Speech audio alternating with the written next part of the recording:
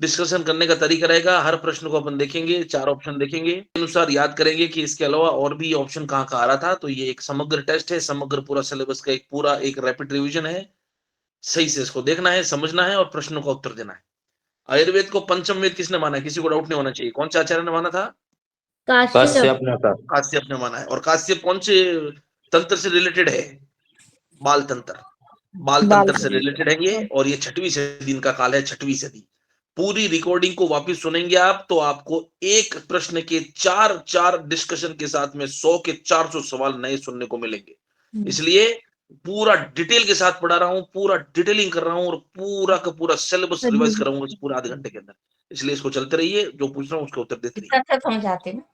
भाव प्रकाश जो है वो द्रव्य गुण से रिलेटेड है, 16वीं सदी इनका काल है। चक्रपाणी जो है उनका 11वीं सदी काल है। रुद्र भट्ट एक आचार्य है, उनका काल अभी तक घोषित नहीं है। तो कुल मिला के चक्रपाणी जो इंपॉर्टेंट है वो हम बात करेंगे। 11वीं सदी जो है वो चक्रपाणी का काल होता है। आयुर्वेद के अंदर कितने अंग हैं? 8।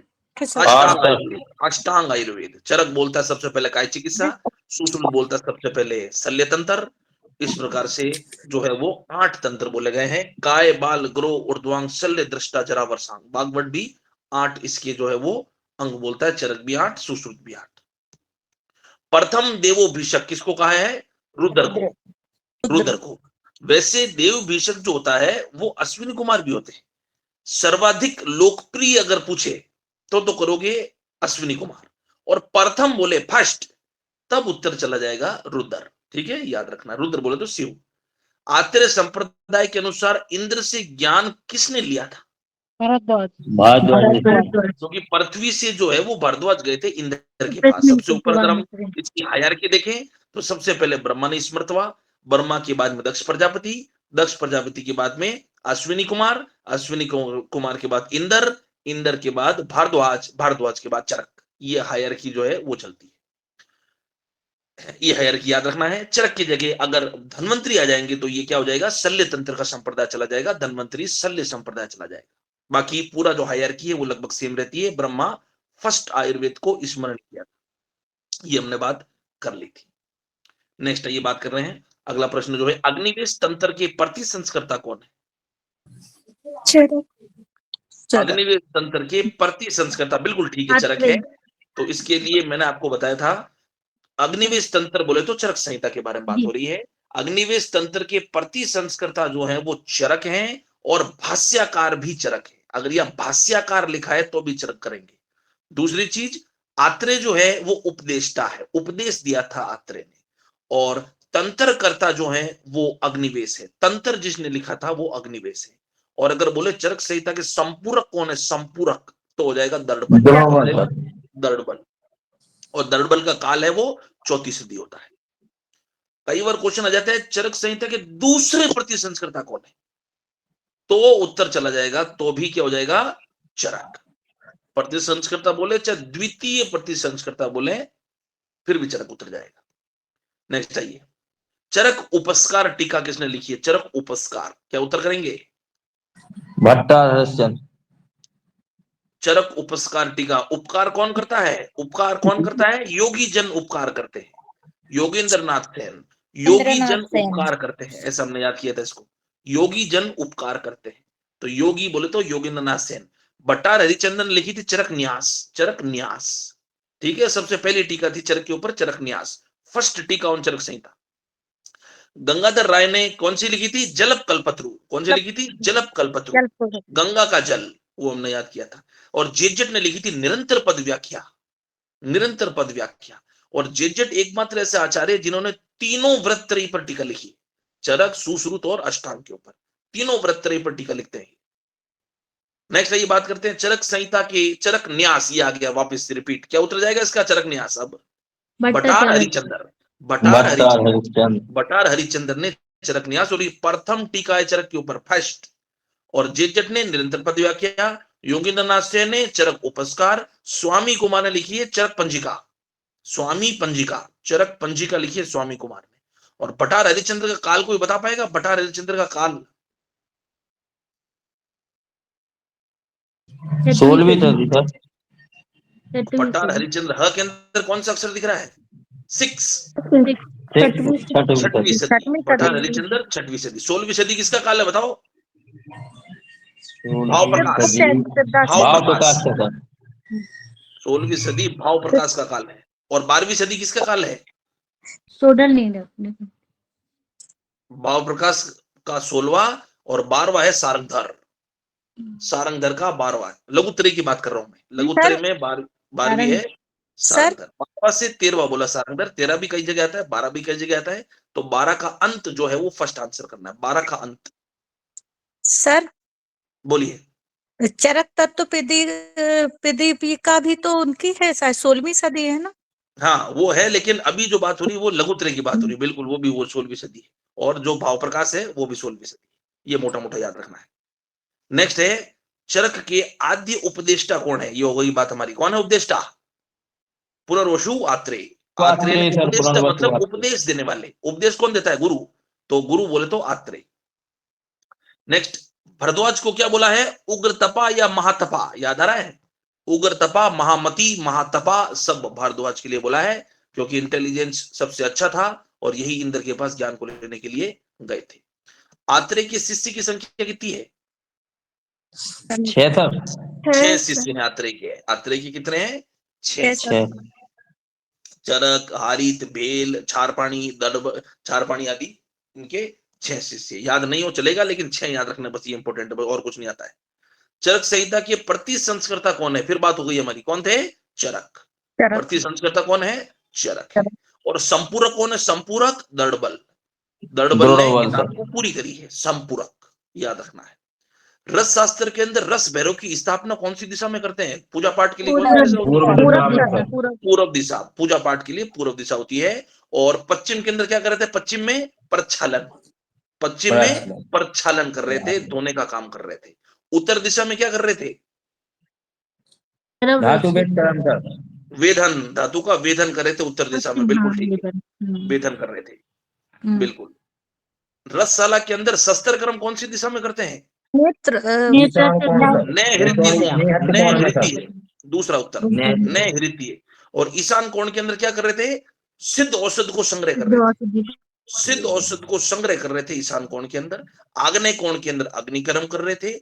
वायव्य कोण के अंदर शोषण कर रहे थे। शोषण, धातुओं को या द्रव्यों को सुखा रहे थे। ये सब हमने बात कर ली थी। तो इसका उत्तर जाएगा नैहृत्य कोण, शस्त्र कर्म। रसेंद्र सार संग्रह के लेखक कौन है? शर्मा। योगेंद्र, सदानंद शर्मा। सदानंद शर्मा। सदानंद शर्मा, सदानंद शर्मा थे। गोपाल कृष्ण भट्ट। सर फिर से बोले, सॉरी सुना नहीं हमने। गोपाल कृष्ण भट्ट उत्तर है तीसरा। रसेंद्र सार, हम किसके सार हैं? हम कृष्ण के सार हैं। ऐसे याद रखो, हम कृष्ण के सार हैं। ठीक है। सदानंद शर्मा था रस तरंगिणी। तरंग सदा बजनी चाहिए, तरंग सदा बजनी चाहिए। सदानंद शर्मा याद रखना है। और गोविंद नाथ सेन किसके राइटर थे? गोविंद नाथ सेन। गोविंद नाथ से भेषज जी कल्पना की भेषज रत्नावली। भेषज रत्नावली गोविंद नाथ सेन। रस तरंगिणी के अनुसार तरंगे कितनी है टोटल? बहुत गूढ़ सवाल है, याद हो जाए तो ठीक, नहीं तो कोई दिक्कत नहीं। थोड़ा गूढ़ सवाल है ये। 24 उत्तर है इसका, याद रखना, सीधा याद रखिए। रस तरंगिणी, सदानंद शर्मा। 24 तरंग होती है इसके अंदर। तरंग बोले तो इसके अंदर जो पद्य और गद्य की संख्या है वो 24 है। अवले की धन्वंतरी भाग कितना होता है? 1/8। 1/8। 1/8। 1/2 होता है सिद्ध औषधि। 1/8 होता है अवले। नेक्स्ट है घृत और तेल का धन्वंतरी भाग कितना होता है? ये कितना था? 1/2 सर। ये 1/2 है। ये 1/2 है। सिद्ध औषधि या घी तेल 1/2 होता है। और अवले जो होता है वो अ से अवले, अ से 8 होता है। नेक्स्ट है, नेक्स्ट पढ़े रुद्र भाग। रुद्र भाग कमीशन कितना होता है? रुद्र भाग 1/11 सर। 1/11। 1/11 होता है रुद्र भाग। ये वेरी वेरी इंपॉर्टेंट है। जो कमीशन कहलाता है रुद्र भाग, जो चिकित्सक जो है औषधि भंडार वाले से लेता है रुग्ण या गरीब औषधियों को, गरीब लोगों को देने के लिए औषधियों को जो है वो कमीशन जो 1/11 होता है। पातना पिष्टी के अंदर पारद और सवर्ण का क्या अनुपात होता है? 12 अनुपात 1। 12 पातना अनुपात 1। पिष्टि, पातना पिष्टि, नवनीत पिष्टि नहीं, पातना पिष्टि। पातना एक पिष्टि में 1/4, 1/4। 1 अनुपात बटे 1, 4 अनुपात 1। उत्तर है इसका 1 अनुपात 1 बटे 4। 1/4। हाँ, इसके 1 अंदर बटे सोना 4 1 अनुपात बटे 1। 4 होता है। उत्तर जी। सेकंड है इसका। सर सेकंड इसको उत्तर है समझा दीजिए सर फिर से। पातना पिष्टि के अंदर पारद और स्वर्ण हुआ करता था, इतना ही पूछा जाएगा। पातना पिष्टि एक पारद और स्वर्ण की कल्पना है, जिसके अंदर पारद 1 भाग और स्वर्ण 1/4 भाग पड़ता है, इतना ही जी याद रखना है। नवनीत पिष्टि, नवनीत पिष्टि के अंदर पारद और गंधक का रेशियो होता है 12:1। 12:1 फोर्थ आंसर है। 12 भाग पारद है और 1 भाग गंधक पड़ता है, याद रखना, क्वेश्चन कई जगह आता है। सर इसी में नवनीत कंफ्यूजन पिष्टि, हो जाते हैं जी। सर। बस तो याद रखिए, कंफ्यूजन नहीं होगा। नवनीत पिष्टि के अंदर जो होता है, नवनीत व्हाइट होता है, पारद व्हाइट होता है, इसलिए व्हाइट भाग नवनीत में ज्यादा पड़ता है, मतलब पारद 12 भाग है। ठीक है, याद रखना है। चंद्रार्क, चंद्र आर्क, चंद्र मतलब होता है सिल्वर, अर्क मतलब होता है कॉपर। सिल्वर और कॉपर का रेशियो होता है 4:3। 4x3। 4:3 तीसरा आंसर इसका 4:3। 4 भाग होता है इसके अंदर चांदी, 3 भाग होता है इसके अंदर अर्क। अर्क बोलते हैं तामर को, ताम्र वसम। नेक्स्ट है बंकनाल यंत्र या बंकनाल से ताड़न रस शास्त्र में क्या करते हैं? ताड़न कर्म करते हैं। ताड़न कर्म, ताड़न कर्म का मतलब होता है किसी भी द्रव्य को हीट करना। वंकनाल का मतलब होता है लंबी ट्यूब नुमा आकृति से, ट्यूब से धमन करना या जलाना। उस ट्यूब के अंदर से जो है वो अग्नि निकलती है और उससे क्या करता है, द्रव्यों का ताड़न करता है, मतलब द्रव्यों को हीट करते हैं। नेक्स्ट लिखा है द्रवित धातु सर खनिज। सभी के बारे में निर्वात सर। हर- सर सभी के क्या बारे कह में रहे बता दीजिए सर एक बार। ढालन, पातन, गालन सभी के बारे में एक बार बता हैं? दीजिए। गालन के अंदर मतलब होता है डिसोल्यूशन करना। पातन का मतलब होता है किसी भी द्रव्य को गर्म करके और वापस उसके अंदर से द्रव्य या उसके अंदर से जो है वो मेटल को निकालना। ढालन का मतलब है किसी द्रव्य को गर्म करके जल में बुझाना, और ताड़न वंकनाल से करते हैं उसको हीट करना। द्रवित धातु खनिज को अन्य द्रव में डुबाने को क्या कहते हैं? निर्वाप सर। निर्वाप। निर्वापन, निर्वापन कहते हैं। निर्वापन के अंदर क्या करते हैं, द्रवित धातु को किसी दूसरे द्रव्य के अंदर डुबा देते हैं। सीधी सटीक डेफिनेशन है, सीधी सटीक डेफिनेशन का उत्तर जाएगा। रस शास्त्र का उद्देश्य क्या है? जीवन मुक्ति सर। जीवन मुक्ति। बोले तो जीवन या देह या मोक्ष या जीवन मुक्ति। नेक्स्ट वरलोह के अंदर शामिल नहीं होता है। वरलोह के अंदर क्या पढ़ा था हमने? नाग। नाग नहीं होता नाग सर। नहीं है, गंधक था, ताम्र था, लोहा था, और क्या थे वरलोह में?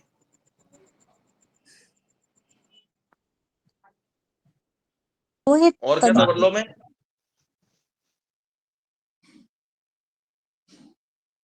एक था वरलोह, एक था वर्तलोह। बताइए। बर्त लो। वरलोह के अंदर नाग नहीं था, बिल्कुल ठीक है। इसको वापस देखिएगा, वरलोह था एक और एक वर्तलोह था। ठीक है, इसको मैं वापस पूछूंगा अभी इसको लेने के बाद। जिस साधन के द्वारा पारद नियंत्रित होता है उसको क्या बोलते हैं? यंत्र सर। यंत्र। यंत्र से पारद को नियंत्रित करके उसका भस्मीकरण कर सकते थे, उसका परपटी कल्पना कर सकते थे, उसकी पोटली कल्पना बना सकते थे। विभिन्न कल्पना पारद से यंत्र से बनाते थे। और यंत्र की संख्या कितनी थी? 20 सर। यंत्र कितने थे? 20 से 32? 32 सर, 32। तो फिर 20 क्यों बोल रहे हैं? 32। यंत्र 32 थे, जितने हमारे दांत होते हैं उतनी यंत्र होती है। अगला क्वेश्चन वही है, यंत्र की संख्या 32, 32। 32 हाँ। श्रेष्ठ खरल कौन सा माना जाता है? कांत सर, कांत कांत। लोहित सर। कांत लोह। और श्रेष्ठ लोहा भी कौन सा था? कांत। कांत लोह। मुंड, तीक्ष्ण, कांत, 3 लोह थे। श्रेष्ठ लोहा भी कांत लोह है, और तब तक खरल भी, जो श्रेष्ठ खरल वो भी कांत लोह की होती है। कूपी पक्व रसायन कौन से यंत्र से बनाते थे? बालू का तंत्र। बालू का यंत्र, बालू का यंत्र से बनाते थे। और बालू का यंत्र के सबसे जमीन के ऊपर कौन सा द्रव्य को प्राप्त करते थे? रस बालू कपूर का सर। यंत्र, नहीं समीर पन्नग रस। समीर पन्नग रस को जमीन पे बालूका के प्राप्त किया जाता था। क्वेश्चन आएगा, ध्यान से याद रखना है। समीर पन्नग को जमीन से प्राप्त करते थे, कंठ के ऊपर रस सिंदूर को प्राप्त करते थे। और जो दूसरी चीज इसके अंदर बात करेंगे, समीर पन्नग रस की भावना क्या थी? तुलसी स्वरस। तुलसी स्वरस, तुलसी समीर पन्ना की भावना थी तुलसी स्वरस, बिल्कुल ठीक है। उसके अंदर था पारद, उसमें था गंधक, उसमें था मनसिला, उसमें था हरताल। याद आ रहा है? नेक्स्ट आइए। सभी भस्मों का निर्माण किस यंत्र से किया जाता है? बालू का यंत्र सर। बालू का यंत्र। बालू का यंत्र से भी करते हैं, बिल्कुल याद रखना है। बालू का यंत्र से सभी भस्मीकरण या भस्मों का निर्माण भी इससे करते हैं।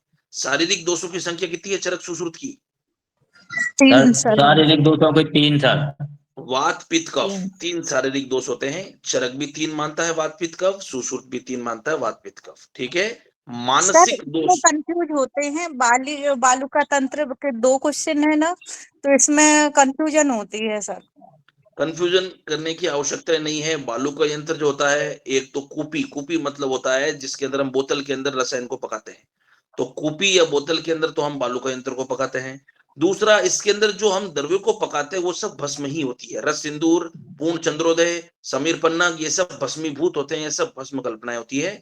इनके अंदर हम बालू का यंत्र से ही करते हैं। लेकिन पाताल यंत्र से क्या करते थे बताओ? अब पाताल यंत्र आया तो क्वेश्चन। पाताल यंत्र सर तेलों का तेल तेल को तेल तो को भल्ला तक बल्ला तक तेल का निष्कासन हम कर रहे थे जी सर। पाताल यंत्र से, बिल्कुल ठीक है, ये याद रखना है। नेक्स्ट आइए।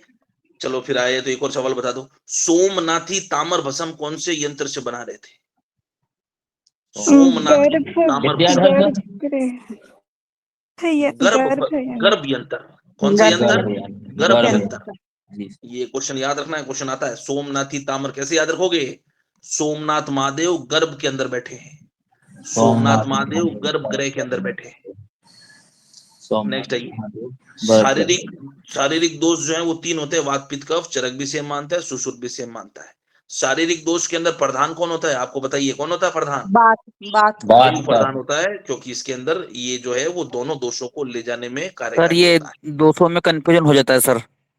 दोष के अंदर कंफ्यूजन की बात ही नहीं है। शारीरिक दोष 3 होते हैं, वात पित्त कफ। मानसिक दोष 2 होते हैं, रज और तम। इसमें क्या कंफ्यूजन है बताओ?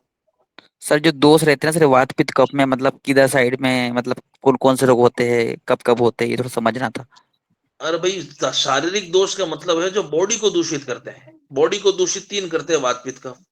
मानसिक दोष मतलब जो साइकिक रोग करते हैं, जो मेंटल रोग करते हैं, जो साइकिक रोग करते हैं, वो होते हैं रज और तम, क्योंकि ये मानसिक दोष होता है। सत्व जो होता है वो मानसिक दोष नहीं होता है। तो क्वेश्चन इतना ही आएगा, मानसिक दोष कितने हैं? तो 2। और बोलेंगे शारीरिक दोष जो बॉडी को अफेक्ट करते हैं वो वात पित्त कफ। सीधा एक सिंपल एज दैट। तो शारीरिक दोष होते हैं 3, मानसिक दोष होते हैं 2, जिसके अंदर जो है वो सत्व दोष होता है वो नहीं होता है। सत्व जो होता है वो गुण होता है। तो रज और तम 2 दोष होते हैं। अब रज और तम के अंदर भी पूछ ले श्रेष्ठ कौन है, या बोले तो प्रधान कौन है, तो क्या उत्तर करोगे? रज। सत्व है। रज। सत्व तो होता ही नहीं है। सत्व तो मानसिक दोष होता ही नहीं है। मानसिक दोष 2 ही होते हैं, रज और तम। और इन दोनों में जो प्रधान है वो रज है, क्योंकि रज भी वायु का ही जो है वो भाई है। इसलिए रज यहाँ पर मानसिक दोष में प्रधान है, और वायु जो है वो शारीरिक दोष में प्रधान है। मानसिक दोष के अंदर मैंने बता दिया बात। अष्टांग संग्रह के अनुसार वात दोष का निर्माण कौन से महाभूत करते हैं? वायु आकाश। वायु और वायु आकाश और सर। आकाश, याद रखना है। वायु और आकाश दोनों जो है वो वात को बनाते हैं। दोनों लघु होते हैं, दोनों सूक्ष्म होते हैं, दोनों जो है वो वात को बनाते हैं। सर इसमें पित्त और कफ का भी बता दीजिए ना, क्या क्या होता है मिक्सअप। पित्त के अंदर ऐसे दोष नहीं है। दोष अगर बोलेंगे तो अग्नि तो ही है उसके अंदर प्रधान, लेकिन अच्छा। वात दोष के लिए अष्टांग संग्रह ने बोला है मुख्य रूप से वायु और आकाश। कफ के लिए लिख लो पृथ्वी और जल, और अग्नि लिख लो इसके लिए, पित्त के लिए पृथ्वी और जल, और ये अग्नि। पृथ्वी और जल ये हो जाएगा कफ के अंदर, ये हो जाएगा अग्नि, और ये हो जाएगा वायु आकाश। पित्त के लिए सिर्फ अग्नि रहेगा ना? अग्नि। वृद्धावस्था के अंदर कौन सा दोष प्रकोपित होता है? बात वायु प्रकोपित होता है जीवन के लास्ट में, भोजन के लास्ट में, भोजन के पचने के लास्ट में, दिन के लास्ट में, रात्रि के लास्ट में हमेशा वात बढ़ता है। सर ऐसे इनको बता दीजिए, पत्त कफ और रक्त को सर। किसको? जैसे वात का भी बताया ना कि मतलब 2-3 जगह पे प्रॉब्लम आता है हमेशा करके, तो वात लास्ट में बढ़ेगा, पित्त बीच में बढ़ेगा, कफ पहले बढ़ेगा। भोजन से पहले कफ, आयु से पहले कफ, बाल्यावस्था में कफ, दिन से पहले कफ, रात से पहले कफ, पहले की अवस्था में हमेशा कफ बढ़ता है। बीच सर। की अवस्था में मध्य दिन, मध्य रात्रि, मध्य काल, मध्य वय, युवा अवस्था पित्त बढ़ेगा, और हमेशा लास्ट के अंदर वात बढ़ेगा। सर कलेद किसको का समझ में नहीं आया, कलेद किसको बोलते हैं हिंदी में? क्लेद जो होता है वो बॉडी के अंदर जो भी जलियांश तत्व, मॉइस्चर तत्व होता है, जो जलियांश तत्व होता है, जल, उसको बोलते हैं क्लेद। बॉडी का जो मल रूपी जो जलियांश है, जो मूत्र के द्वारा निकल जाता है, उसको क्लेद बोलते हैं। जल रूपी जो बॉडी का जो टॉक्सिन्स है, जो जल में घुलनशील होकर मूत्र से निकल जाए, उसको क्लेद बोलते हैं। वाग्भट के अनुसार हृदय और नाभि के ऊपर कौन सा दोष है? पित्त सर। हृदय और नाभि के ऊपर बोल रहा है। हृदय कफ सर, कफ है। कफ दोष हृदय के ऊपर, हृदय के ऊपर कौन है? कफ है। हृदय और नाभि के बीच में बोले तो आ जाएगा पित्त, और हृदय और नाभि के नीचे बोले तो आ जाएगा वायु। ठीक है, ये थोड़ा सा इसको याद रखना है। पूर्वान, ये देखो आ गया। पूर्वान मतलब दिन के प्रथम काल में कौन बढ़ता है? प्रथम प्रथम प्रथम प्रथम अभी बात हुई थी, कफ बढ़ेगा। प्रथम काल में कफ बढ़ेगा। सर ये जो है ना सर, क्या बोलते सर, ये जो पूर्वान है सर, पूर्वान मध्याह्न जो भी है ना सर, इसमें थोड़ा कंफ्यूजन आ जाता है। पूर्वान में के कौन सा अंदर होता है? ब्रैकेट में लिखा है सुबह का समय। जी सर। पूर्वान जो होता है वो सुबह का समय होता है। मध्याह्न जो होता है वो दिन के बीच का समय होता है। अपराह्न जो होता है वो रात्रि के बोले तो सायंकाल का समय होता है, रात्रि से पहले। अपराह्न मतलब इवनिंग, पूर्वान मतलब मॉर्निंग, मध्याह्न मतलब आफ्टरनून। Yes sir. सर जी, भोजन के परिपाक काल के अंदर मध्य के अंदर, और मध्य में हमेशा कौन सा दोष बढ़ता है? मध्य में पित्त पित्त बढ़ता है। तो मध्य बोले तो हमेशा मिडल में पित्त बढ़ता है। ये बात हो गई हमारी। ये फिर आ गया दिन के अपराह्न, लास्ट के अंदर सायंकाल में कौन सा बढ़ेगा? अपराह्न में वायु, वायु बढ़ेगी। मध्य रात्रि में कौन बढ़ेगा? मध्य बोले चाहे मध्य रात्रि बोले, पित्त बढ़ेगा। पित्त बढ़ेगा। मध्य रात्रि में हमेशा पित्त बढ़ता है। बोले तो दिन के बीच में बोलो चाहे रात्रि के मिड में बोलो, हमेशा पित्त बढ़ता है। इसलिए ड्यूडिनाइटिस के अंदर या ड्यूडिनल अल्सर के अंदर जो होता है वो मध्य रात्रि जो होता है वो सूल बढ़ जाता है पेशेंट के अंदर। सर जी, बोलिए। हम ये कह रहे हैं कि जो अपराह्न लिखो, दिन के अपराह्न में जो ब्रैकेट में लिखो तीसरे पहर, तीसरा तो प्रहर ये मतलब तीसरा प्रहर मतलब सुबह का प्रहर, दोपहर का प्रहर, रात्रि का प्रहर। नहीं तो सर जी ये पूछ रहे हैं कि ऐसे ब्रैकेट में वहां भी आएगा ना पेपर में? ब्रैकेट में आ भी सकता है, नहीं भी आ सकता है, लेकिन आपको पता होना चाहिए अपराह्न जो है उसको हम सायंकाल बोलते हैं, संध्या बोलते हैं। जी सर। नेक्स्ट है भुक्ते मात्रे, भोजन करते ही कौन सा दोष बढ़ता है? कफ दोष कफ दोष सर। भोजन करते ही कफ बढ़ता है, क्योंकि मैंने बताया था भोजन करते ही बोले तो भोजन की प्रथम अवस्था आ गई है। अब अगर मैं बोलूं भोजन के बीच में कौन सा बढ़ेगा तो क्या उत्तर कर दोगे? पित्त बढ़ेगा। पित्त सर। और अगर मैं बोलूं भोजन के पचने के बाद कौन बढ़ेगा तो वात बढ़ जाएगी। बात बढ़ेगा। वात हमेशा लास्ट में बढ़ेगी, चाहे वो कुछ भी लास्ट हो, अपराह्न से लेकर, दिन से लेकर, आयु से लेकर, लास्ट में वात बढ़ती है। बार बार बोल दिया। बीच में पित्त बढ़ेगा, भोजन करते ही कफ बढ़ेगा। इसलिए भोजन करते ही शरीर में भारीपन, लिथार्जीनेस आती है। क्यों? क्योंकि श्लेष्मा बढ़ता है। वात सामक श्रेष्ठ रस कौन सा है? मधुर सर। मधुर। श्रेष्ठ पूछा है लवण। लवन है सर, लवन आया है सर इसको भी समझा दीजिए सर एक बार। इसका एक क्रम होता है, लिख लीजिए मधुर भी क्रम। तो है, मधुर लवण जी सर। दोनों है ना। श्रेष्ठ अगर पूछते तो दी लवण बेस्ट। अम्ल मधुर सर। अगर यहाँ क्वेश्चन पूछा जाता वात सामक 3 रस बताइए तो करते मधुर, अम्ल, लवण। अगर बोला है वात समन में श्रेष्ठ कौन सा है तो श्रेष्ठ लवण होता है, लिख लीजिए। और इसका क्रम है, लिख लीजिए, लवण, अम्ल, मधुर। लवण अम्ल मधुर। मधुर, अम्ल, लवण बोलते हो, उसका उल्टा कर दो, ये क्रम है इसका। लवन अम्ल मधुर। सबसे निकृष्ट या सबसे लीस्ट होता है वो मधुर होता है, सबसे श्रेष्ठ लवण होता है। याद रखना अच्छी तरह से। सर इनको एक बार अच्छे से समझा दीजिए सर, वो कोड सहित, कोड से सर। वात सामक रस बताइए आप 3 कौन से? पहले वात सामक से सर लवण, अम्ल, मधुर। पित्त सामक बताइए कौन से रस है? आप ही बताइए, और कोई मत बोलिए। जिसका प्रश्न है उससे पूछते हो ताकि उसको याद रहेगा। पित्त सामक 3 रस बताइए। पित्त समय मैं कह रहा हूँ जिससे पूछ रहा हूँ वही बताएंगे जवाब। कटु कषाय बताइए। तिक्त, कटु कौन से कषाय हैं? तिक्त, कटु कषाय तिक्त। पित्त सामक 3 रस बोलिए। पित्त सामक, कटु तिक्त कषाय सर। कटु रस से पित्त कम होता है कि पित्त बढ़ता है? कटु से पित्त बढ़ेगा सर। मैं तो शामक पूछ रहा हूँ।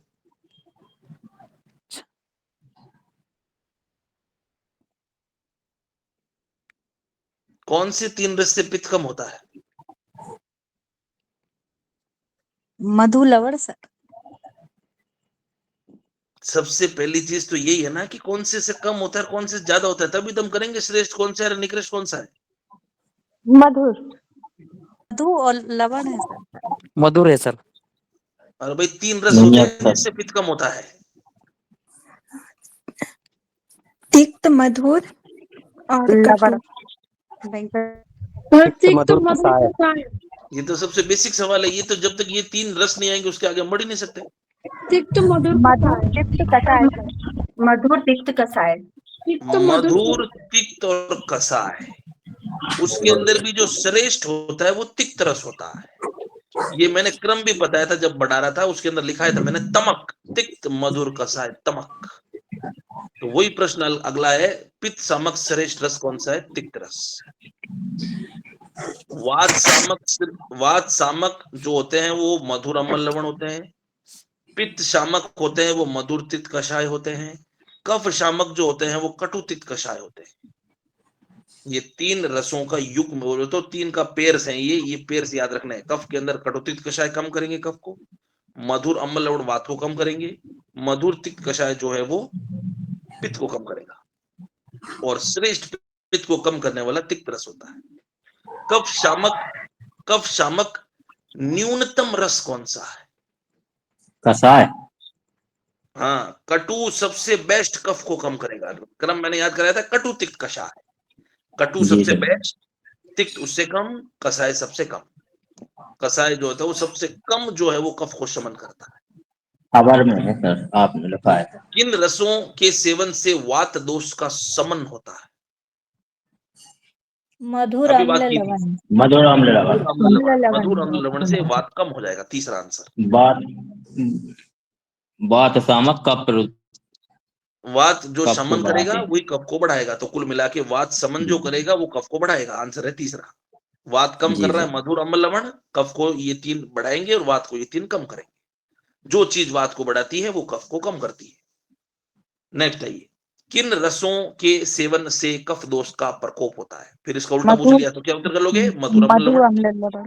मधुर अम्ल लवण जो वात को कम कर रहे थे वो कफ को बढ़ाएंगे, मधुर अम्ल लवण। वात का मुख्य स्थान श्रोणी और गुद किसने बोला है?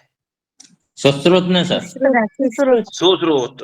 और अगर मैं बोल दूं वात का स्थान अस्थि और मज्जा किसने बोला है तो क्या उत्तर करोगे? बागभट्ट सर, बागभट्ट। वाग्भट। अस्थि और मज्जा वात का स्थान किया है काश्यप ने। लिख लीजिए काश्यप।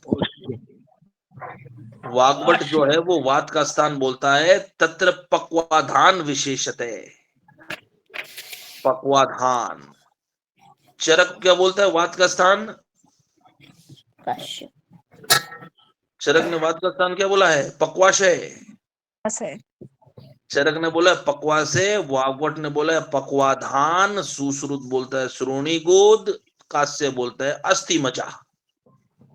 नेक्स्ट आई, चरक के अनुसार सार का ग्रहण किस ऋतु में करते हैं? हेमंत में सर। हाँ, त्वक, कंद और त्वक, क्षीर, कंद, इन तीनों का तो करते हैं शरद में। जी सर। वसंत के अंदर पंचांग का भी करेंगे नवीन पत्रों का, और हेमंत में करेंगे सार का। याद रखना, हेमंत में सार का मतलब होता है जो मेन पेड़ का बीच का तना होता है उसको सार बोलते हैं। उसका ग्रहण करेंगे हेमंत ऋतु, और त्वक, कंद, क्षीर करेंगे शरद के अंदर। नेक्स्ट आइए, माइक बंद रखिए। जब उत्तर माइक दें बंद तभी करिए, माइक ऑन माइक। करिए। जब उत्तर दें तभी माइक ऑन करिए, तुरंत माइक ऑफ कर दीजिए। आहार और औषध के अंदर किस आचार्य ने सर्वप्रथम जो है वो आचार्य ने भेद बताए थे?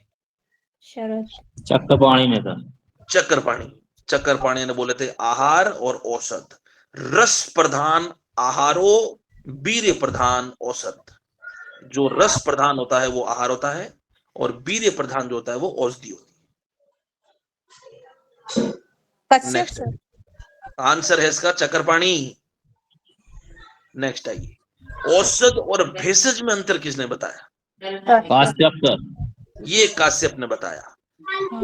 जो रोग के भय को जीत ले वो भेषज, और जो शरीर में रोगों का नाश कर दे वो औषध। ऐसे प्रकार के दो परिभाषाएं बताइए औषध और भेषज के अंदर, काश्यप ने याद रखना है।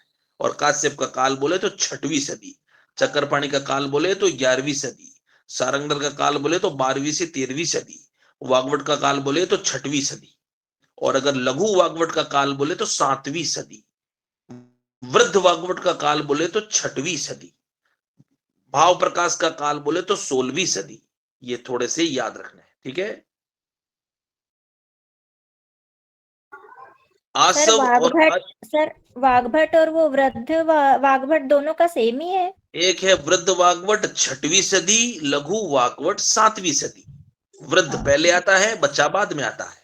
तो वृद्ध है वो 6वीं, लघु है वो 7वीं। नेक्स्ट आइए, आशव और अरिष्ट के अंदर अंतर किसने बताया है सबसे पहले? यह सबसे सारंगधर ने आशव और अरिष्ट में अंतर बताया। तो तुम मुझे बता दो, तुम मुझे बताओगे दोनों में क्या अंतर है? आसव बिना अग्नि संयोग से बनता है सर, और अरिष्ट जो है अग्नि संयोग से बनता है। बिल्कुल ठीक है, जिसके अंदर काढ़े से अग्नि को पाक करके काढ़े से अंदर हम फर्मेंटेशन करेंगे वो बन जाएगा अरिष्ट, और जिनमें प्योर जूस को लेकर बिना अग्नि संस्कार के जो हम बनाएंगे मध्य कल्पना, वो बनता है आसव। आसव में अग्नि नहीं होती है, अरिष्ट में अग्नि होती है, ठीक है। ये याद रखना, मोटा मोटा ये क्वेश्चन कई बार पूछा जाता है। और जितना दोनों पुराने होते हैं उतने श्रेष्ठ होते हैं। नेक्स्ट है, चूर्ण की सेवीरता अवधि कितनी होती है? शास्त्रों 2 महीना, शास्त्र के अनुसार 2 महीना। और अगर जीएमपी पूछेंगे तो वो हमने बात की थी अलग, वो 2 साल, वो अलग है, वो जीएमपी है। उत्तर याद को शास्त्रोक्त याद रखना है, जीएमपी भी याद रखना है, मैंने वो भी याद कराया था। शास्त्रोक्त याद रखना, पहले 2 महीना के अंदर चूर्ण का जो होता है वो एक्सपायरी पीरियड होता है। अवले की जो है वो सेवीरता अवधि कितनी होती है? अवले की 16 नहीं 1 वर्ष, 16 मास होती है घी और तेल की। अवले की होती है 1 साल, अवले की होती है 1 साल। और अवले की मात्रा कितनी होती है? बताओ मात्रा कितनी होती है अवले की? एक पल मात्रा होती है अवले की। अवले की मात्रा 1 पल होती है। तेल पाक की अवधि, ये आ गया वापस, तेल पाक की अवधि कितना करोगे उत्तर? 16 महीना तेल पाक की अवधि होती है। चले ठीक है, अब तेल की बात आई तो हम आपको पूछ लेते हैं। सारंगधर के अनुसार फैन शांति किस पाक की लक्षण थी? तेल या घी? फैन शांति, तेल घी दर की है फैन शांति, फैन शांति, तेल का है सर। फैन शांति घी आंसर जाएगा जी। फैन कैसे याद कराया था? ओम शांति जब आप करते हो, लास्ट के अंदर जब जलाते हो ओम शांति, तो उसके अंदर चिता में आप घी डालते हो, तेल डालते हो? घी। तो बस ओम शांति घी, तो तेल शांति घी। तो अपना अब इसका उल्टा, तेल बोले तो फैन आगम, क्या उत्तर कर दोगे? तेल। जब फैन निकलना शुरू हो जाए तो तेल पक जाता है, जब फैन शांत हो जाए तो घी पक जाता है। इसका उल्टा चरक बोलता है, ये भी लिख लेना, आएगा नहीं, बहुत रेयर आएगा, कई सालों में एक बार आएगा। इसका उल्टा चरक बोलता है। अब उल्टा क्या है वो उल्टा कर लेना एग्जाम के अंदर, अभी उल्टा याद मत रखना, नहीं तो उल्टा पुल्टा हो जाएगा। एक याद रखो, उसका उल्टा चरक कर लेना, उत्तर जाएगा, ठीक है। सारंगधर याद रखो, उल्टा कर लेना, चरक चला जाएगा उत्तर। नेक्स्ट आइए, नेक्स्ट हम बात करें सारंगधर के अनुसार, थोड़ा माइक ऑफ करिए भाई। सारंगधर के अनुसार भेषज निर्माण में यदि द्रव निर्देशित न हो तो कौन सा द्रव ये लोग इनमें से? जल। जब कुछ नहीं बोला है तो जल लेते हैं। और कोई दूध नहीं बोला तो कौन सा दूध लोगे जानवर का? गाय का दूध। अगर मात्रा नहीं दी है तो कैसी मात्रा लोगे? समान मात्रा, ठीक है। अगर कोई मात्रा नहीं बोली तो सबकी समान मात्रा लेंगे। कोई दूध नहीं बोला है तो गाय का दूध लेंगे। अगर कोई द्रव नहीं बोला है तो हम जल को मानेंगे, ठीक है। नेक्स्ट आइए, 2 कोल किसके बराबर होता है? 12 ग्राम। हाँ, मान करवा देंगे, ठीक है। 2 कोल कितने बराबर होता है? 12 ग्राम। एक कर्ष, एक एक कर्ष। कर्ष। एक कोल के अंदर 6 ग्राम होता है, 2 कोल के अंदर 12 ग्राम, और 12 ग्राम होता है एक करस के अंदर, और इस एक एक करस। करस को ही एक तोला भी बोलते हैं। एक करस को एक तोला भी बोलते हैं 12 ग्राम। एक शाण के अंदर 3 ग्राम होते हैं, इसलिए 2 शाण मिलकर एक कोल बनाता है। एक पल के अंदर 4 तोला होता है, याद रखना है, एक पल के अंदर 4 तोला होता है, और एक प्रस्थ के अंदर 16 तोला होता, 16 तोला होता है, ठीक है। 4 पल बराबर एक प्रस्थ, तो कुल मिला के एक शाण के अंदर 3 ग्राम, एक कोल के अंदर 6 ग्राम, एक कर्ष के अंदर 12 ग्राम, याद रखना है इसको अच्छी और एक तरह से। प्रस्थ मतलब सर? एक प्रस्थ के अंदर 4 पल, तो कुल मिला के 12 ग्राम को एक कर्ष बोलते हैं या एक तोला बोलते हैं। तो 2 कोल बराबर मतलब 12 ग्राम, 12 ग्राम मतलब एक कर्ष या एक तोला, इसका आंसर जाएगा 1 कर्ष। एक पल के अंदर किसके बराबर होता है एक पल? 2 सुक्ति सर। 2 सुक्ति, 2 सुक्ति। एक पल सुक्ति बराबर किसको 2 बोलेंगे सुक्ति। ये पूरा मान प्रकरण जो है मैं आपको अलग से करवा दूंगा, जिससे आपको ये पूरा याद हो जाएगा, ठीक है। अभी इतना याद रखो, 2 सुक्ति। हम अगला जो है वो मान प्रकरण ही करेंगे। नेक्स्ट आइए, षड्विध कसाई कल्पना कौन सा आचार्य बोलता है? और 5 किसने बोली है? 5 चरक, चरक। चरक ने। और 7 किसने बोली है? 7 काश्यप। काश्यप। काश्यप। 7 कल्पनाएं बोलता है चरक, 6 कल्पना बोलता है सुश्रुत, 7 कल्पना बोलता है काश्यप। काश्यप ने 7 के अंदर चूर्ण और अभिशव 2 मान लिए हैं, सुश्रुत ने जो है वो क्षीर कल्पना मान ली। नेक्स्ट आइए, 7 कल्पना नीचे आ गया। अगला क्वेश्चन, 7 कल्पना क्या उत्तर चला जाएगा? काश्यप। चरक के अनुसार कसाय कल्पना का प्रयोग किस पर निर्भर करता है? आतुर, व्याधि, दोनों पर, या कोई नहीं? व्याधि एवं आतुर के बल पर। दोनों पर। दोनों के बल पर डिपेंड करता है पंच कसाय कल्पना। व्याधि के बल पे भी, आतुर के बल पे भी, बोले तो बोथ आंसर जाएगा। पुटपाक सोरस की मात्रा कितनी होती है? एक पल। एक पल सर। एक पल। और अगर पुटपाक नहीं बोलूं, सोरस की पूछूं तो? एक पल। आधा पल। आधा पल। सोरस की मात्रा निष्कर्ष आधा सोरस पल की है ना होती है। सर? सोरस की मात्रा आधा पल। पुटपाक सोरस के अंदर अग्नि संस्कार हो जाता है तो वो लघु हो जाती है, इसलिए उसकी मात्रा बढ़ जाती है 1 पल। नेक्स्ट आइए, और काढ़े की मात्रा कितनी होती है? 2 पल। 2 पल। और फांट और हिम की भी मात्रा कितनी होती थी? 2 पल। 2 पल। 2 पल। और अपने कल की मात्रा कितनी है? कल की 2 पल। एक कर। 1 कर्ष। एक कल कर्ष। की मात्रा 1 कर्ष होती है। एक कर्ष। सोरस के अंदर प्रक्षेप डालना है तो कितना डालोगे? एक कर। कोल डालेंगे सर, एक कोल। एक कोल। एक कोल। एक कोल प्रक्षेप डालेंगे सोरस के अंदर, याद रखना अच्छी तरह से, क्वेश्चन आया हुआ है कई बार। सारंगधर के अनुसार यंत्र निष्पीड़िता सोरस की मात्रा कितनी है? आधा पल। आधा पल। आधा पल। अरे सोरस की मात्रा तो 2 पल किसी की थी नहीं, आधा पल। और पुटपाक बोले तो 1 पल। सारंगधर के अनुसार अनुकल्प विधि से स्वरस जो है वो किसका बनाया जाता है? ब्राह्मी का सर। क्या जाएगा उत्तर इसका? ब्राह्मी। ब्राह्मी। अनुकल्प मतलब क्या होता है बताइए? सर ये नहीं आया था, मैं समझ। अनुकल्प मतलब होता है अगर कोई भी ड्रग को डायरेक्ट मशीन से निचोड़कर जूस नहीं निकाल सकते तो उसको अग्नि पर जला जलाकर जूस को निकालना पड़ेगा, ठीक है। हाँ, तो इसका उत्तर है वासा। वासा करिए इसका उत्तर। वासा क्या होता है? ऐसी ड्रग होती है जिसकी जो सेल वॉल होती है, जिसकी जो कोशिका भित्ति होती है वो बड़ी मोटी भित्ति होती है, इसको हम जनरली जूस निकाल नहीं सकते, इसलिए इसका पुटपाक सोरस निकाला जाता है तपाकर। तो क्या उत्तर जाएगा? वासा। याद रखना अच्छी तरह से। सर पुटपाक पूछेगा तब वासा लिखेंगे ना, और हाँ, पुटपाक अनुकल्प पूछेगा तो विधि। वासा, और अनुकल्प विधि पुटपाक की होती है। अनुकल्प विधि से सर ये ब्राह्मी आएगा। सर ब्राह्मी दिया था सर ब्राह्मी इसमें। आएगा। आप शास्त्र की बात कर रहे हो या इसके आंसर की बात कर रहे हो? इसके आंसर की ब्राह्मी दिया है सर।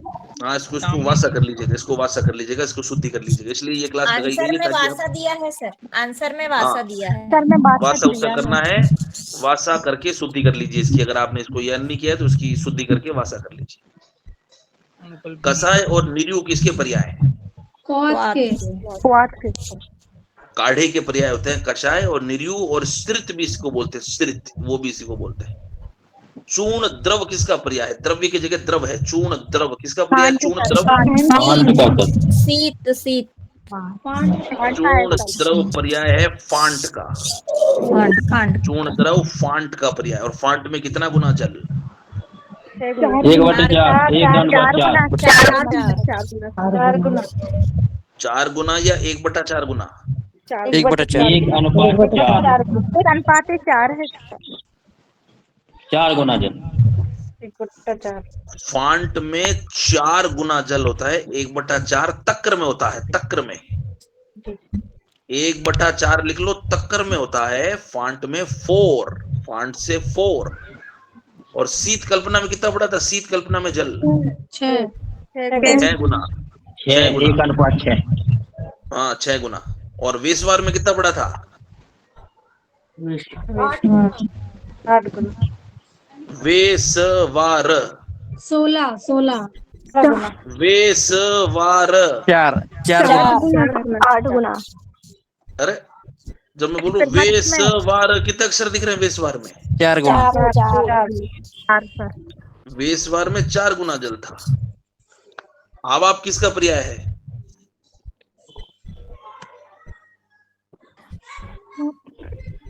आवाप पर्याय थे कल्क। कल्क को आवाप बोलते थे।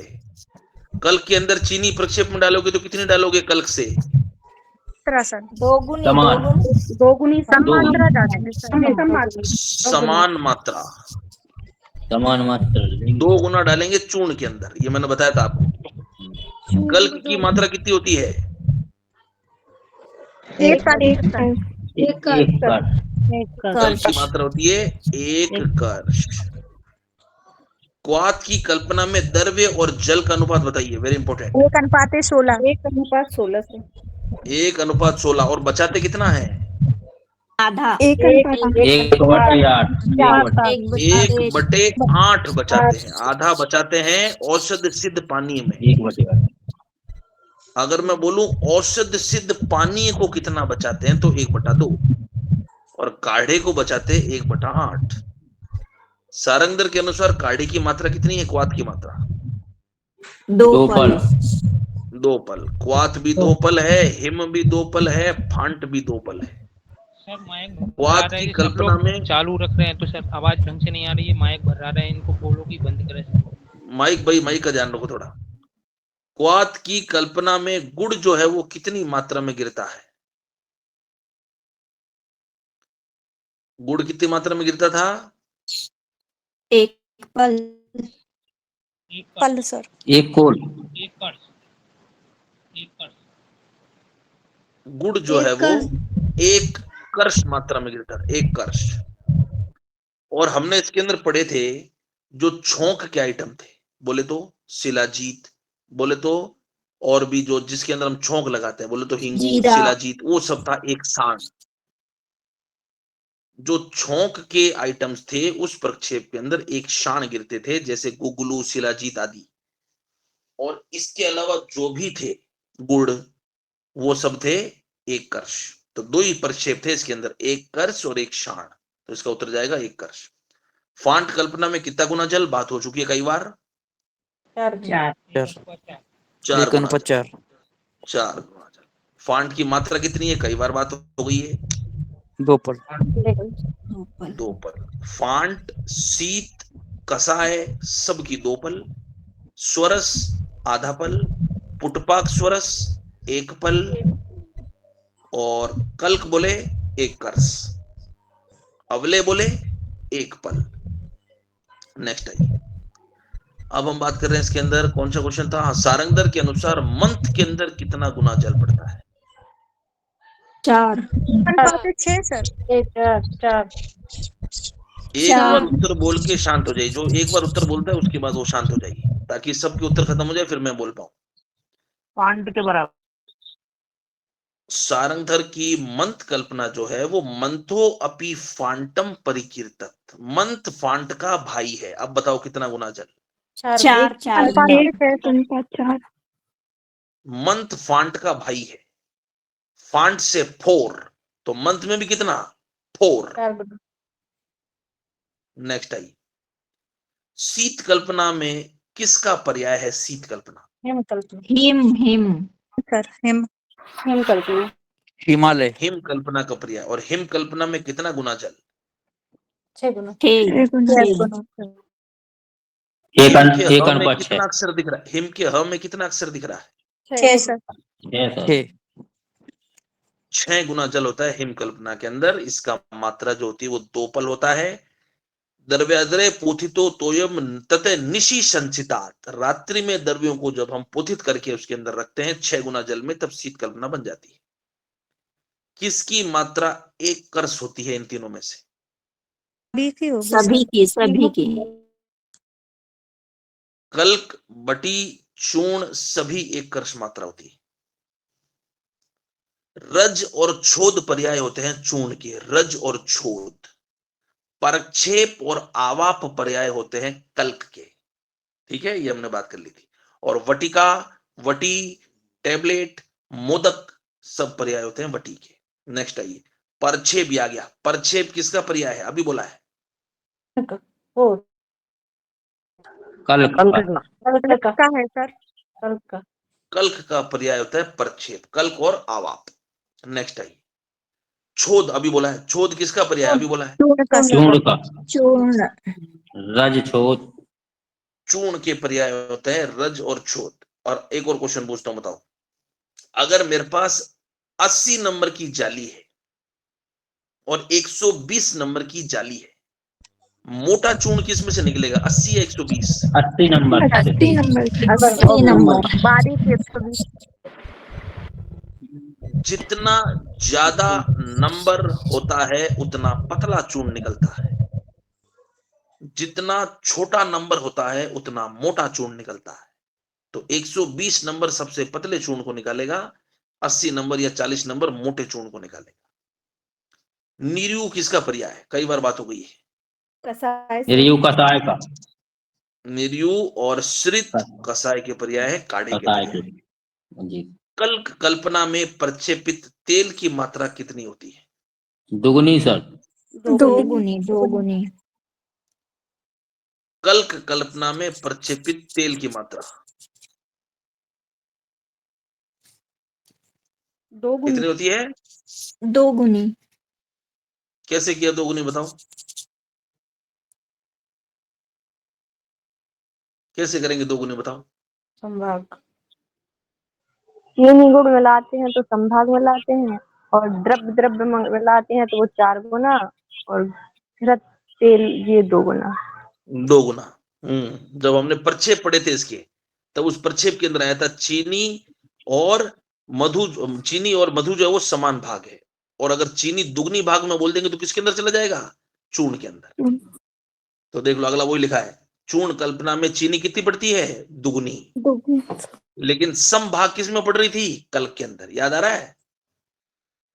कल्क के अंदर संभाग चीनी पड़ती है, और दुगनी चीनी जो है वो मैंने बोला था प्रक्षेप सब कल्पनाओं की याद होनी चाहिए, क्वेश्चन बनता है। तो चूर्ण के अंदर चीनी दुगनी होती है और कल्क के अंदर चीनी समान गुण होती है कल्क के साथ। याद रखना है, क्वेश्चन आते हैं ये। किस व्युत्पन्न कल्पना में जल, द्रव्य और जल का रेशियो? चूर्ण के अंदर चीनी दुगनी पड़ती है। क्या कह रहे हैं? चूर्ण में 2 गुनी है। चूर्ण में 2 गुनी है, कल्क में समान है।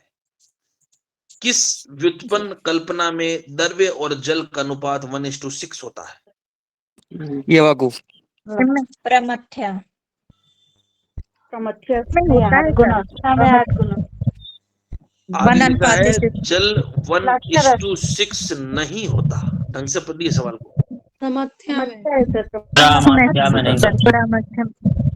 परमथ्या में 8 होता है, बाकी सब में 6 होता है।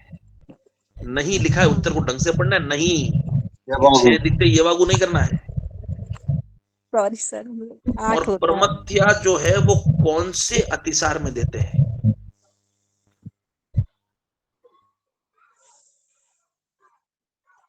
अल्प अतिसार, मध्यम अतिसार या तीक्ष्ण अतिसार? तीक्ष्ण अतिसार। लिख लीजिए, प्रमथ्या कल्पना बराबर मध्यम अतिसार। मध्यम अतिसार के अंदर प्रमथ्या कल्पना देने का जो है वो विधान बताया है चरक ने। 8 गुना जल के अंदर इसको पाक करते हैं। षडंग पानीय का समावेश कौन सी कल्पना के अंतर्गत आता है? अभी हिम मैंने बताया कल्पना था के, क्वात कल्पना के सर। क्वाथ सर, क्वाथ। षडंग क्वात पानी कल्पना। उत्तर है क्वात कल्पना। और षडंग पानी में कितना गुना जल होता है बताइए? 1:16 सर। 16। तो काढ़े में 64 कितना भी होता है? सही है क्या सर? 64 का क्या था इसमें कुछ? 64 64 है क्या? षडंग पानी में 64 गुना जल होता है और 1/2 बचाते हैं। काढ़े के अंदर 16 गुना जल होता है और 1/8 बचाते हैं। ये याद रखना दोनों। नेक्स्ट आइए, द्रव्य गुण शास्त्र में द्रव्य के कितने पदार्थों का आश्रय होता है? 7 पदार्थ। 7 कौन कौन से गिन के बताइए? 7 कौन से बताइए? पंचमहाभूत, मन और आत्मा। तो फिर कारण द्रव्य क्या थे? 9 है सर। ये द्रव्य गुण शास्त्र में पदार्थ पूछ रहा है। इसके अंदर 7 आएंगे, उत्तर है कौन कौन से लिख लो। रस, गुण, वीर्य, विपाक, प्रभाव, कर्म और द्रव्य। रस, गुण, वीर्य, विपाक, प्रभाव, कर्म, द्रव्य। रस, गुण, वीर्य, विपाक, प्रभाव, द्रव्य, कर्म। 7 चीज होती है सप्त पदार्थ के अंदर। कारण द्रव्य की संख्या कितनी है? शानदार, इंपॉर्टेंट है। 9। कौन कौन से 9 है? कौन गिनाएगा मेरे को? एक जना गिनाइए कोई भी। पंचमहाभूत, काल, दिशा। खादिन्य, आत्मा, मन, कालो, दिशा च द्रव्य संग्रह। खादिन्य मतलब 5, मन, काल, दिशा, द्रव्य। मन, काल, दिशा, द्रव्य और 5 महाभूत, ये हो गए 9। मन, काल, दिशा और द्रव्य। मन, काल, दिशा। मन, काल, दिशा आत्मा। आत्मा, मन, काल, दिशा। आत्मा, मन, काल, दिशा। आत्मा, मन, काल, दिशा और 5 महाभूत बराबर कारण द्रव्य। नेक्स्ट आइए, प्रयोग की दृष्टि से द्रव्य कितने प्रकार के होते हैं? 2 प्रकार के। ओ सर। कौन कौन से 2 बोलिए? कारण द्रव्य और कार्य द्रव्य। कार्य, कारण कार्य। कार्य द्रव्य। प्रयोग दृष्टि से पूछ रहा है, प्रयोग दृष्टि से। आहार और औषध हो गए। आहार और औषध। आहार और औषध भी माने हैं और किंचित दोष प्रदोषणम किंचित धातु साम्य कर 2 भी माने। तो आहार और औषध 2 भी माने। अलग अलग आचार्य अलग अलग मानते हैं, लेकिन प्रयोग भेद से तो 2 ही होते हैं, आहार और औषध, ये 2 ही होते हैं। इसको भी बड़ा मान। और योनि भेद पूछे अगला क्वेश्चन, तो क्या उत्तर करोगे? 3 ये कौन से हो जाएंगे? जांगम, औद्विद और पार्थिव। एनिमल, प्लांट्स और जमीन से निकलने वाले औद्विद। औद्विद, जांगल और पार्थिव। औद्विद हो जाएंगे प्लांट्स, जांगम हो जाएंगे एनिमल्स, पार्थिव हो जाएंगे जमीन से निकलने वाले। सेंद्रिय चेतनम, निरिंद्रिय अचेतनम, 2 कौन से द्रव्य हुआ करते थे? चेतना युक्त। इस द्रव्य को बोलते क्या थे? कार्य द्रव्य। कार्य द्रव्य, कार्य द्रव्य हुआ करते थे। सेंद्रिय चेतनम, निरिंद्रिय अचेतनम। तो जिसके अंदर सेंद्रिय, जिसमें इंद्रिय होती थी, वो चेतन युक्त होते थे। दूसरा आंसर है। वह वनस्पति जिसमें फल लगने या पकने पर स्वयं नष्ट हो जाता है, कौन था? बोलो। 4 औषधि। उत्तर है इसका औषध। नेक्स्ट आइए, आचार्य सुश्रुत ने वानस्पत्य को क्या दूसरा नाम दिया है? अच्छा सर। अच्छा, वृक्ष। वानस्पति का उत्तर है वृक्ष। इस वानस्पति में तुम मुझे बताओगे फल आएंगे, फूल आएंगे या दोनों आएंगे? फल फूल दोनों। दोनों आते हैं। और वनस्पति के अंदर जो है वो ओनली फल आता है। वनस्पति में केवल फल, वानस्पति में फल और फूल दोनों। ठीक है, याद रखना है। नेक्स्ट आई, ये वृक्ष जिसमें बिना फूल सीधे फल आए, अब बताओ क्या उत्तर है? वनस्पति। वनस्पति के अंदर सीधे और सीधे फल आते हैं, फूल नहीं आता है, ओनली फल। ये मैंने याद करवाया था। रस भेद के आधार पर कुल कितने जो होते हैं वो भेद होते हैं? 6 द्रव्य होते हैं, मधुर, अम्ल, लवण, कटु, तित, कषाय। जितने द्रव्य होते हैं उतने ही रस होते हैं। औषध जो है उसका पाचन कितने समय में होता है या कितने याम में होता है? 2 औषध का 2 याम और आहार का क्या कर दोगे? 4